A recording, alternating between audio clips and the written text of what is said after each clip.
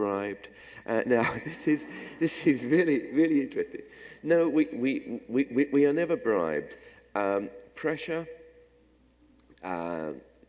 well, there is the kind of, sometimes producers will try to flatter one.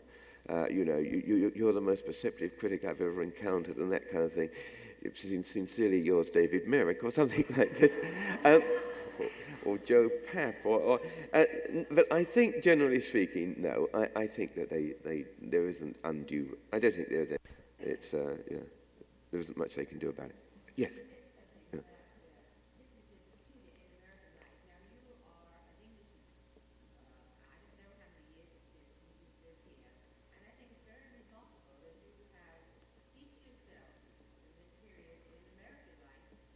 In the first place, I have lived here for 10 years, and I regard myself as American. The other thing is, English. What's English? I mean, I happen to be half Jewish, a quarter Irish, and a quarter English. So I did my melting before I came to the pot. I don't feel particularly English. Also, I think there's another point of when you children growing up.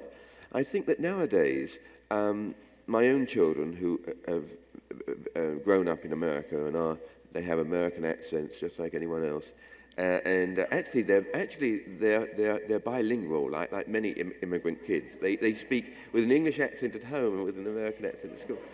But it's true. But in fact, I would say that. Nowadays, American kids, there's very much one culture, and a kind of English-speaking culture. This is true because this is post-Beatle time, and this is true because of the movies they see, the television shows, the radio shows, everything is very, very similar. So this has happened in America in perhaps over the last, I would say, 15 years. So that you would hardly know the difference between an English kid and an American kid. But it happened in England even earlier than that. It happened in England probably during World War II with the American Forces Network and things like that. So you've got to remember that I grew up on the same movies, the same radio programs, even the same cartoons, the same popular culture, same pop songs and things like that, the same popular culture as an American of my generation would have done. I mean, I remember radio shows like Duffy's Tavern and things like that, which it goes that deep. And also, I was always violently pro-American. I don't know why. I was always very interested in American books, American culture.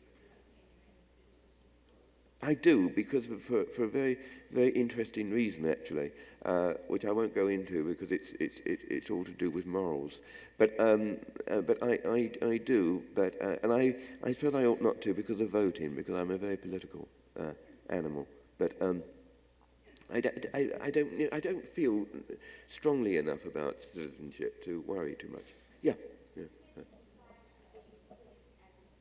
Mm.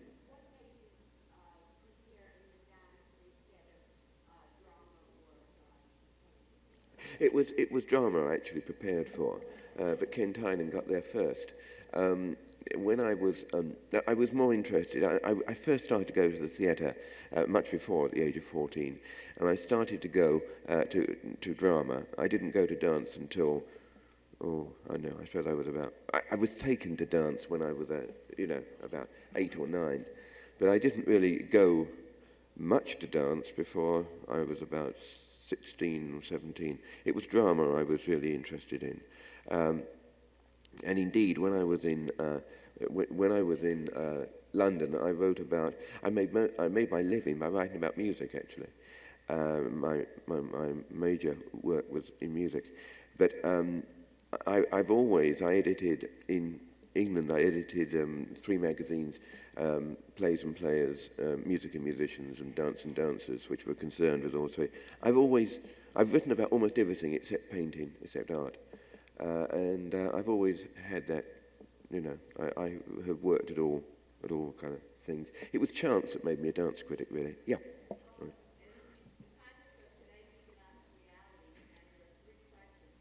Mm.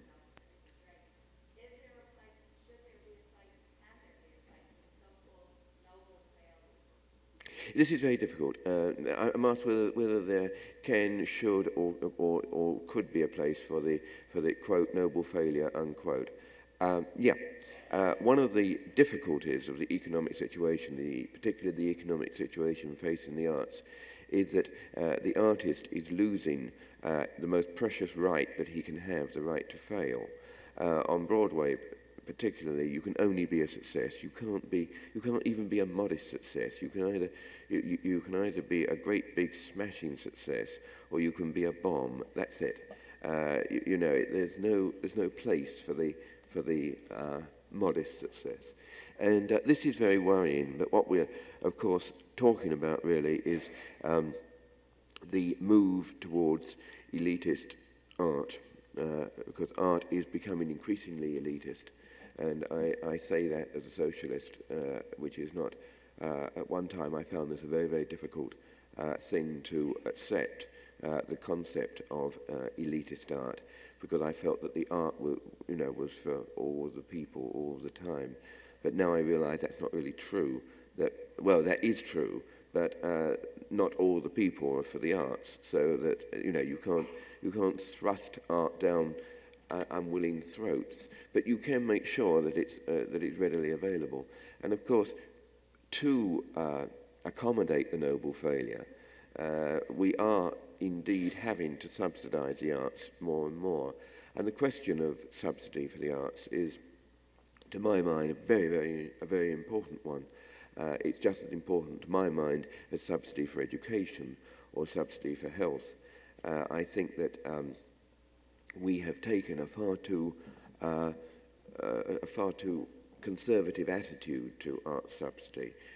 We do have quite a lot of subsidy in the arts, but certainly not enough.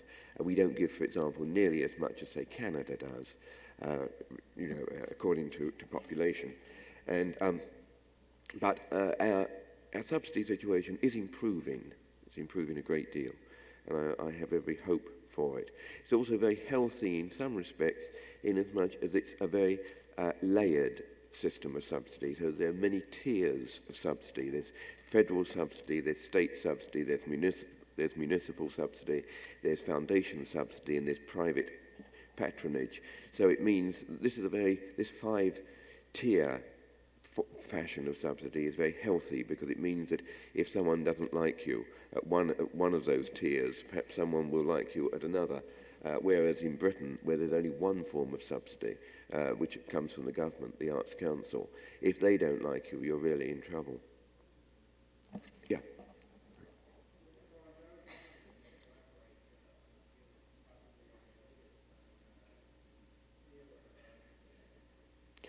I've asked if I would elaborate on the view of theatre in America today being elitist.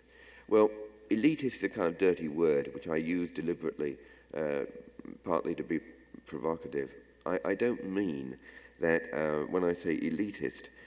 What I mean by elitist in this context is that there is really only one genuinely popular art form, and that's television. Even the cinema is becoming, serious cinema at least, is becoming elitist. It's becoming the province of the few rather than the many. Now, I don't think this is necessarily bad. I think that one must accept the idea of a popular culture and or if you like, an unpopular culture. Everyone agrees that we have a popular culture, but people are not so willing to accept the idea that there is there's not a name for the other culture, which is quite interesting. But I suppose it would be elitist culture. Tom Jones will always sell more gramophone records than Birgit Nilsson. That doesn't make Tom Jones a better singer. May not even make him a worse singer for that matter, but it's a fact. And I think that the theatre will never... We talk about a dance explosion. What do we really mean? It is true that for every person buying a ticket for a dance in 1965, I think it's 16 will buy a ticket in 1975. Well, that seems something fantastic, a fantastic dance explosion. But really, more people watch television on one night in New York City than will see a dance event for the whole year all over the country. We've got to accept that the people who are interested in the arts are a comparative minority. Now, that doesn't mean that they shouldn't be catered to, but we have to keep a sense of proportion about it, which is what I meant about elitism. Personally, I think that the arts are of vital importance to a community and to people.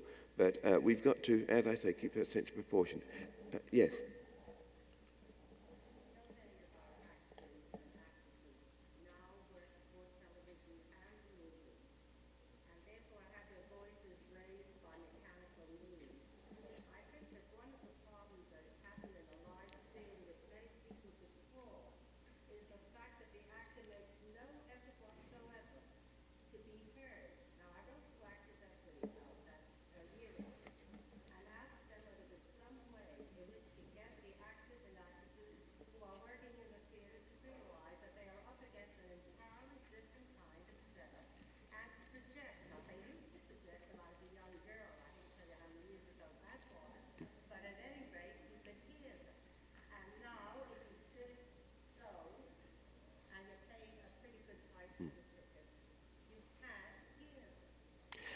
Could I suggest, I was asked about actors who are used to television and films being unable to project in a theatre in the same way that they used to be able to. I think that there's a certain validity there. I do notice, for example, that singers in the musical theatre, they're so amplified that sometimes you're hearing the amplification rather than the voices. It's an incredible effect. I mean, the Wiz, for example, all I could hear the night I saw it was a kind of an enormous buzz of amplification kind of shattering in the air. I think there's a point, you have a point there. But I also think that we have to an extent lost the use of our ears. I think that we, as audiences, I think television has had a very curious effect on us as audiences and movies. I think, for example, we have become more accustomed to a different kind of acting. It's affected the actors, but I think it's also affected us. I think that actors who are used to television and used to movies find it difficult to adapt. You do get some actors who have always worked in both media, particularly in England. And Alan Bates was telling me that a gesture which looks perfectly normal on stage, on the movies looks fantastically exaggerated. And it is a quite different. And I was once talking to him about, he did a movie of a play called Butley, and he did the play. And he said the difference between the two, the differences were absolutely vast. He had to change completely. And I think that American actors who do not move between the two quite so easily or so readily because of Los Angeles being where it is, which is one of the great difficulties that our actors have to decide whether to starve in New York or to eat in Los Angeles. And as a result, it's very difficult for them. But I think there is a point there. I think you do. I think the technique has changed. Well, I don't know that there is. I'll tell you something else. That there's one thing about critics, and that is that they are always given good seats. We are never at the back, and this is a difficulty. I once went to the top of the peanut gallery at the State Theatre, and I was amazed at how little that little pocket handkerchief stage that they have there, and it's just the same as at City Centre. The upstairs is terrible, and I think that this is. But I don't know that the critics can really do too much about it. I don't know that anyone can. I think it's more... you've been waiting for a long time, yes?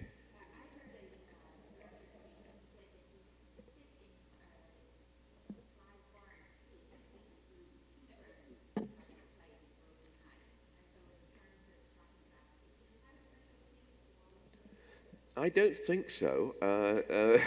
I sit where I'm put. I do normally, my predecessors have tended to sit on that side of the aisle. I'm short, so I sit the other side of the aisle so I can look over the aisle. And I did ask for that. But, and there was one good thing when Abe Beame became mayor. He was so short because very often the mayor is put in front of the New York Times. And for the drama critic of the New York Times, the Lindsay administration was not a happy one. Yes.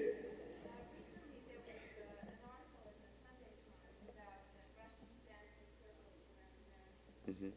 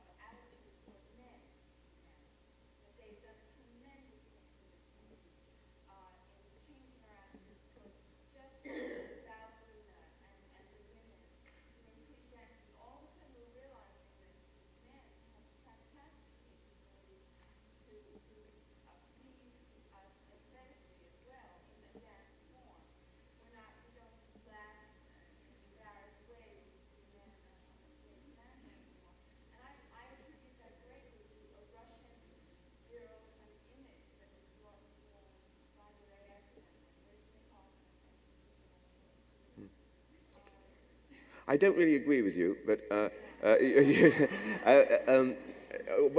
thing I would say was that, what I know of Russian training is that technically it's quite good, but I don't think it's any better than ours, and ours is much more widely based.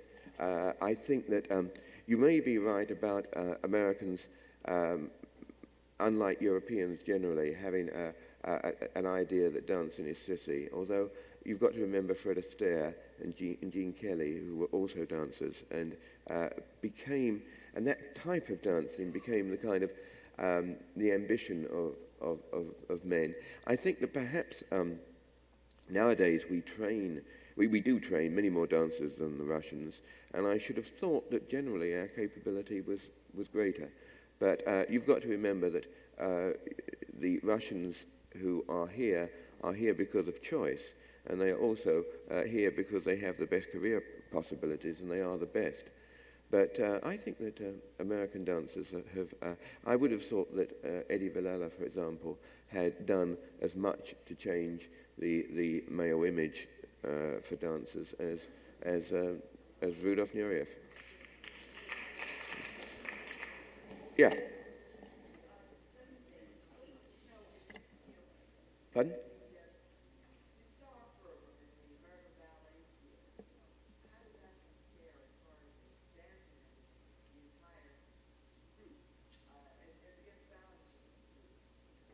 I see. I'm asked about the star system of American Ballet Theatre and the Dancing and Balanchine's group, how they compare. Well, I don't know. It seems to me that the one big difference is that Ballet Theatre has Russians and Balanchine has Danes. But I don't know. I think that they are very different. I mean, I think that both Ballet Theatre is a fantastic company at the present time, and it does go in for star vehicles in a way that Balanchine doesn't. Balanchine and Robbins are really fundamentally the stars of their own company, more than any dancers. But both companies are very, very strong at the present time. I was enormously impressed the other day by seeing Four Temperaments danced by Balanchine's company, and thinking how strong the company is from top to toe, really. And I think both companies are dancing extremely well at the present time. But they are both very different in concept. The ballet theatre is deliberately an eclectic company, which is like a museum or an art gallery wanting to show various things, whereas the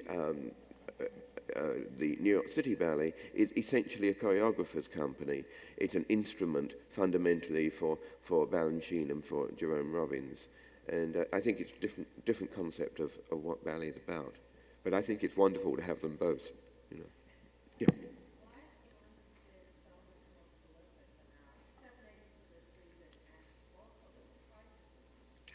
Why is the London theatre so much more prolific than ours, and why are the prices cheaper? Well, the answer to both questions is no. In the first place, the London theatre is not more prolific than ours. We have 250 theatres in New York. London has about, London has about 35. So we are much more prolific. We do many, many more plays. As for being cheaper, it's not really. You have to equate. It always seems cheaper when you go over there because you earn so much more money than a Londoner.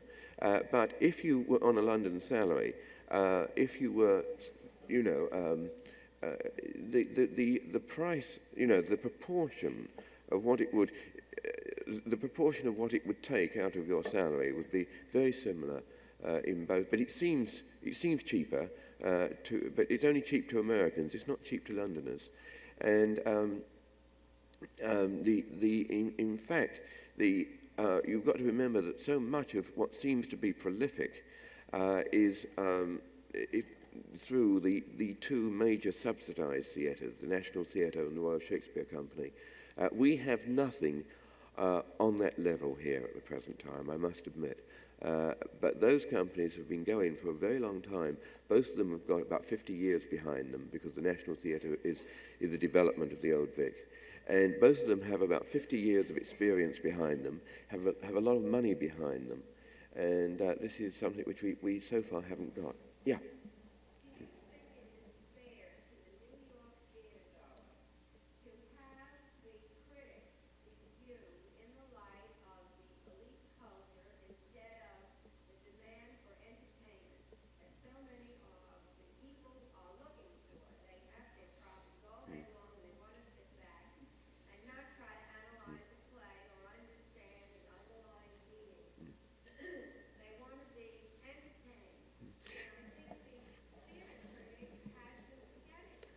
Well, I think that this would probably depend on what newspaper you were reading.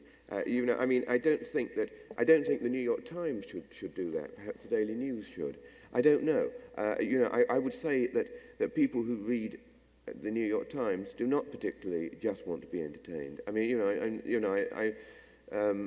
I'm saying a paper like the New York Times, one expects a certain. One doesn't expect just an audience of tired businessmen. And I think that the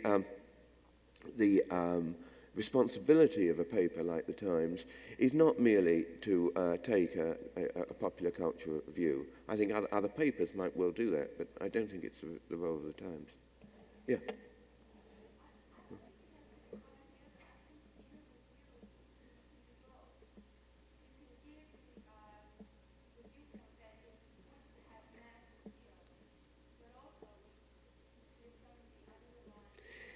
You can, but it was suggested that one can say in one's review that it would have, one can give the viewpoint, it would have mass appeal. You can do that, but it never works, because what, in fact, you are saying is, I didn't like this, but I think you idiots out in Metroland will like it. Now, how people read that is, they don't read it, my God, I think I'd like this. They read it, that idiot next door might like it, but I wouldn't. And also, one's on very dangerous ground when one is giving anything other than one's own opinion. It's very difficult to think for other people. It is difficult. I mean, sometimes one does see shows, there's no doubt, that would have an appeal if it could be somehow if they could be somehow brought to the attention of the public. There are some shows that I wouldn't, if I were a producer, I wouldn't invite the critics to see. And it would be no loss for us. And there are some shows. I think the one thing I do find about the English theatre, which is much healthier than us, is that they do have popular theatre. You know, they have No Sex, Please Move Over Mrs. Markham, or one of those kind of things. Those kind of sex farces, which are most interesting because they are neither farcical nor sexy. But somehow they appeal to masses of busloads, almost truckloads of British people who are carted in like sardines and plonked into these theatres and laugh like mechanical dolls, and then they're taken back to wherever they're taken back to, central casting or somewhere. But in fact, send me 10 audiences for this week. But in fact, they are prepared to do this. I mean, those plays get just as bad notices there as they do here. But here they die. There they just go on and people cheerfully go and see them. There is another difference also about British audiences and American audiences, and that is that British audiences are prepared to go to see a really great performance. It is almost as though the British theatre goer is looking for an excuse to see a play, whereas the American theatre goer is looking for an excuse not to see a play. So that if you say that Charlie Brown is giving an absolutely fantastic performance in this rather mediocre play, Death, but in London, no, people will go and see Charlie Brown. And a very interesting example of that was Simon Gray's play Wise Child, which in London had Alec Guinness in the leading role, and in New York had Donald Pleasance. Now, Donald Pleasance is just about as big a star as Guinness, particularly in New York. And the play, in each case, got almost identical notices. This is a rather, in many ways, a tedious play. On the other hand, Guinness stroke Pleasance is giving an absolutely fantastic performance in the leading role, and it's a great virtuoso vehicle. Now, in London, those notices were sufficient to guarantee the play running about 6 to 8 months until Guinness got bored and went home. In New York, poor Pleasance, not bored at all, but rather angry, had to go home after 6 days. Now, this is, this is a big difference, and I wish there was some way around that. Yeah.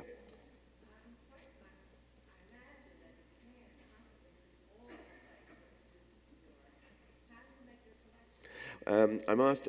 I can't possibly see all the plays are in New York. How do I make my selection? Well, I'm a trolley car rather than a bus. My selection is really made for me. Although I officially do it, any press agent can look at a list of what's happening in dance and drama during any given week and would virtually know where I would be. I have very little choice in the matter. First, I have to go to every Broadway opening. That's the only commitment I have to the Times. Then, after that, what you might call major Broadway dance comes next.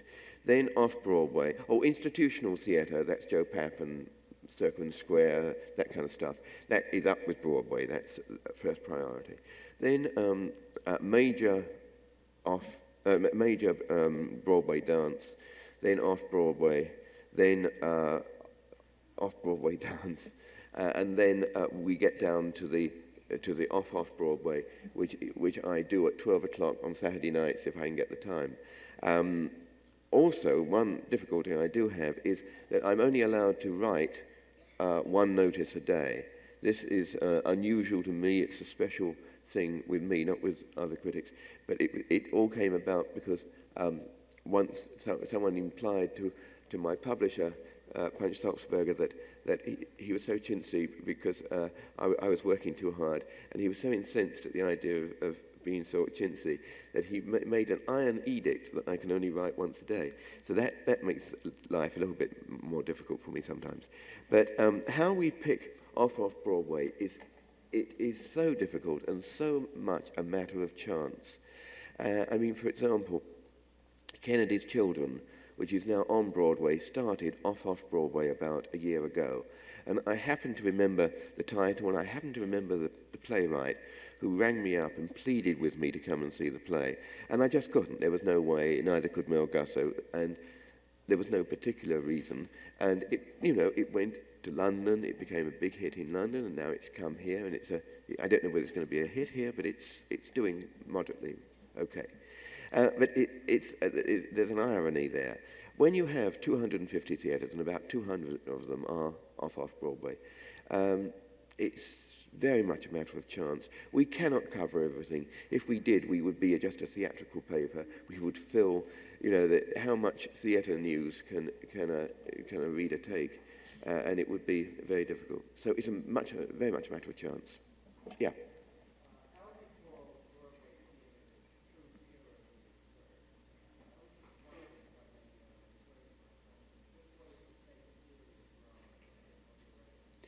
Well, what is the state of serious drama today, and what direction is it taking? And the questioner pointed out that Albee once called Broadway the theatre of the absurd. Well, to an extent, Albee was right, in as much as I think he was referring to the economic. It's become almost like a TV game show on Broadway. You either take away $10,000 or you take away a packet of detergent. I think that we are in the state of the drama is very much a matter of transition. We are in a state of transition from what you might call public to private, or rather, no, I mean private to public, where the old impresarios and entrepreneurs are dying out, and the new impresarios, the artistic directors, are moving in. I mean, the difference is really between David Merrick, who is the old style, and Joe Papp, who is the new style.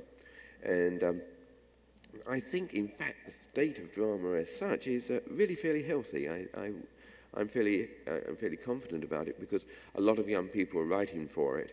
At one time, people used to almost think of playwriting as merely a move before they started the serious job of screenwriting. But now I think with the auteur theory and the idea that the director is the prime mover in a movie, there's less of that around. Screenwriting has become a less desirable occupation, and people are much more turning, I think, towards the theatre. I think it's quite good. But it is a question of transition between private to public ownership. Yeah.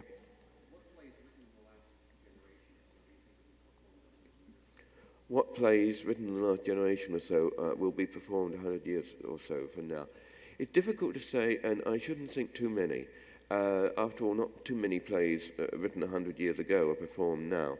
The classic theatre is the top of the iceberg. It's the top of the pool. We see very very little. We see we think of Molière, and we think, my God, that they had a great theatre in those days. We forget of all the garbage that surrounded Molière, and which was made Molière seem so good. So I'm going to get some water. I suddenly remembered it. This, I think, is a very important aspect. I think O'Neill will live. Of contemporary playwrights now, I would say the two American playwrights most likely to live at the moment, what I could see, would be Albee and Tennessee Williams. Of the younger playwrights, I would say the one who looks in best shape to me is Sam Shepard. But it's naturally it's very difficult to say. It's very difficult to view one's contemporaries. I mean, I'm not even sure that at the time there weren't a lot of music critics who would have said that Salieri was better than Mozart. But who's Salieri? So I mean, it's quite a problem. Yeah.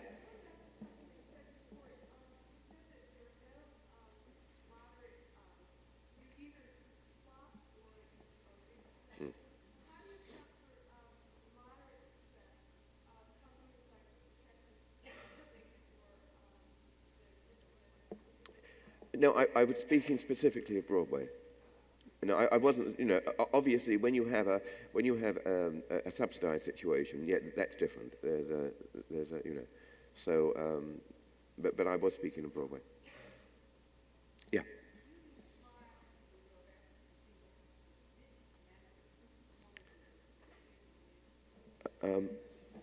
No, I do have a good memory. I have a very capacious memory for that kind of thing. I can't remember telephone numbers. I can't remember anything.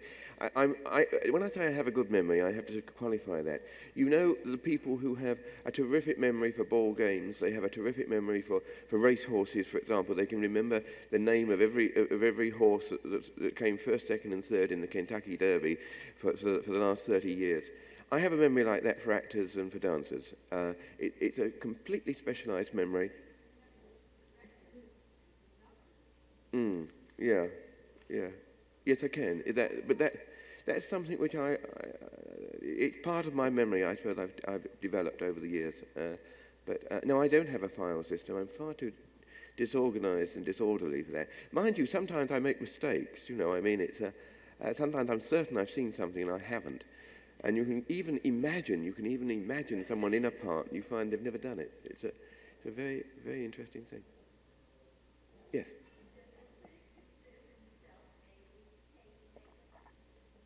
Does the critic consider himself an elite tastemaker? I don't know. I don't think so. I don't think a critic thinks of himself as a tastemaker particularly.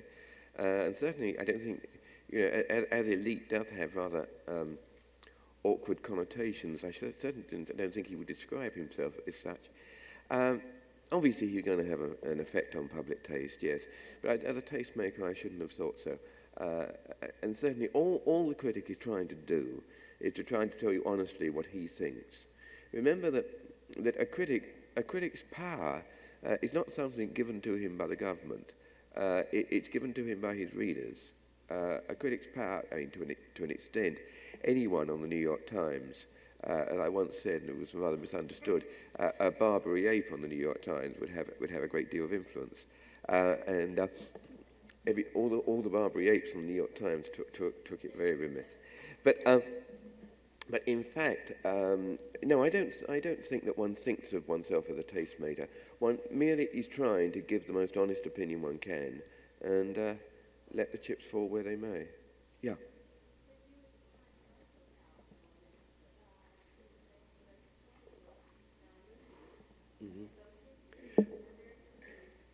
Well, it's been said that the New York Times is so powerful it can make or break a play or a movie, and it's almost unfair. Well, if it were true, it would be unfair, but I don't think it's really true. In the first place, I don't think the movies, I don't think that's at all true. Movies seem to be much more open to. Now, in the theatre, yes, obviously, I would say that a serious play that did not get a very affirmative review from the New York Times would be virtually dead. But that's the only example, I would say. There have been many examples in other ways. For example, to go back before my time, Fiddler on the Roof, which after all didn't do badly, got rather negative reviews from both Walter Kerr on the Herald Tribune and Howard Taubman, who was at that time the critic of the Times. The Wiz, which is probably going to make as much money as... Now, I didn't like The Wiz, Walter Kerr didn't like The Wiz, yet that never hurt The Wiz. To take Orby's two last plays, All Over and Seascape, I admired both of them enormously and said so, didn't help them. I think this make or break thing is vastly exaggerated, I really do. It's the sort of thing that sounds good in theory, but is not really true in practice. I would, however, say that yes, and nowadays I think the television commercial was probably the most effective. If I were producing a play, I wouldn't worry too much about the play, but I would worry desperately about the commercial. Because it seems to me, if you've got a good commercial, look at Pippin. That commercial that comes on, here's 1 minute of Pippin. You can see the other 5,006 for what they don't tell you is that that's the only minute worth seeing. And, it's a... Yes. when I comment on regional theatre in this country and the status of it, well, in the first place, regional was a dirty word. We call it resident theatre now because people don't like regional. It sounds like provincial. It's very important. More actors are now working outside New York than in New York, officially, by officially equity records, and that's very important. I think very often some of these companies, Long Wharf, for example, in New Haven, I only wish we had them in New York. They're quite exceptional companies. The quality of work outside New York is, to my mind, really remarkable, and I wish I could get out to see more of it. I can't very much. But what I see of it, I like very much. Yeah. Mm-hmm.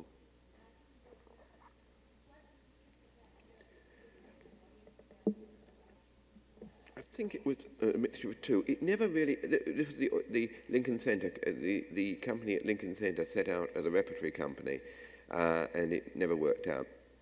And why? Well, I think that there are a number of factors involved here. The first is that it was never a repertory company as such, because it never did revolve in repertory in the way that, say, the National Theatre does. And although the theatre was built for that. The other thing is that I think that audiences, and particularly critics, were ultra-critical of it in its early days. They were completely unprepared to give it a chance. It was always compared with the Lincoln Center constituents, which after all were the most distinguished organisations, arts organisations in the country in a way, the Metropolitan Opera, the New York City Opera, the New York City Ballet. And immediately this fledgling theatre company was compared at that level as if it were an instant national theatre, which of course it couldn't be. I don't think it was given a fair break. It also never really had enough money. Jules Irving, who was primarily running it for most of its time until Joe Papp took it over, was the very reverse of Joe Papp and was an awful fundraiser. And he had a very bad board, and there was never enough money. Joe is a remarkable fundraiser and had a much stronger board, and we'll have to see what he's doing this season, because he is going back to that idea of a classic theatre to a very large extent. Yeah.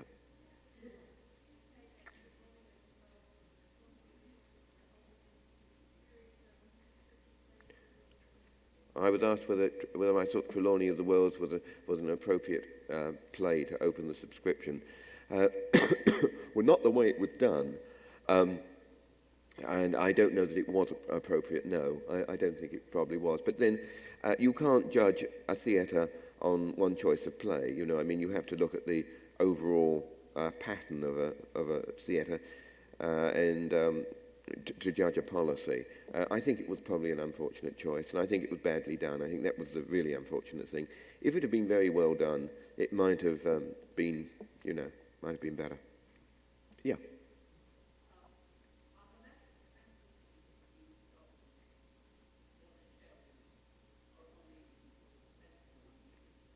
This is a curious point. I'm asked, are the less expensive seats being sold for shows or only expensive ones? To a very curious extent, it is easier to sell the more expensive seats than the less expensive seats. The reason for this seems to be twofold. Excuse me. This wasn't cold, sorry. The reason for this, it seems to be twofold. The first reason is that people have got so used to television that they really do not wish to sit in the peanut gallery, and this goes for children as well, because at one time the less expensive seats there was a great age difference. The young people would sit in the cheap seats and the old people would sit in the dear seats, which was quite a good economic basis for the theatre and encourage young audiences. Now youngsters just will not do that. It's they want the best seats as well, which means they don't go so often. The other thing is that with the problems of the inner city, with most of the audience coming from out of town and or the suburbs, in such circumstances, the price of the theatre ticket is only part of a complete package. It's part of a package including rail fare or transport of some nature, dinner, babysitting, perhaps a drink after. I mean, the whole package is amounting to about $120. Something, you know, one can imagine a wife saying to her husband, "Shall we go to the theatre next Wednesday, or shall we go to the Bahamas for the weekend?" I mean, it's, you know, it's the complete package that is expensive, not the individual. So as a result, people tend to buy the best seats simply because, you know, what's the difference between $130 and $120? And that I think is the reason there. Yes. Yes, if we could have one last question, then we'll... Yes.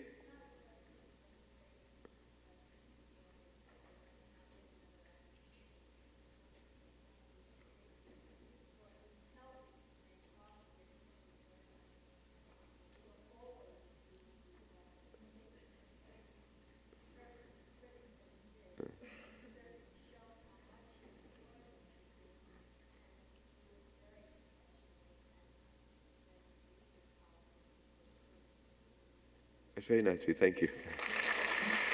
Thank you.